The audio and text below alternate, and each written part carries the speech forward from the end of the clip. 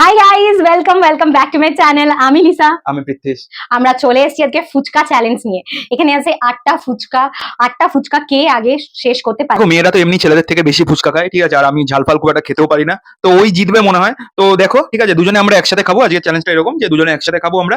আর তোমরা দেখতে পাবে ভিডিওতে কে আগে শেষ করতে পারে। যে শেষ করতে পারে তার জন্য আছে একটা ক্যাডবেরি, ঠিক আছে, সেটা লিসার মা কিনে রেখেছে, আন্টি আমাদের জন্য কিনে রেখেছে। আর তোমরা জানিও কমেন্টে, ঠিক আছে, তোমরা জানি ফুচকা সবাই খাও, কেমন লাগে তোমাদের ফুচকা প্লিজ কমেন্ট করে জানিও। এটা ভালো লাগলে ভিডিওটা শেয়ার করে দিও, চ্যানেলটা সাবস্ক্রাইব করে দিও, আর লাইক করে দিও, আর প্লিজ কমেন্ট করো। 3 2 1 স্টার্ট।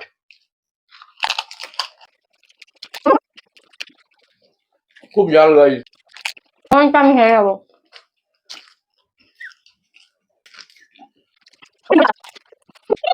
ভালো লাগছে গাইস। আমার দেখো দুটো বাকি আছে, ওর এখন 4টে বাকি আছে।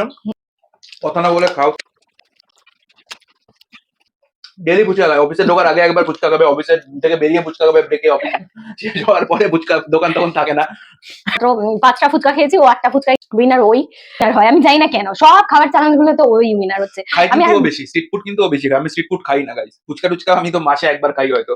তো যাই হোক, আমার আন্টি যে ক্যাডবেরিটা এনে দিয়েছে সেটা আমার জন্য।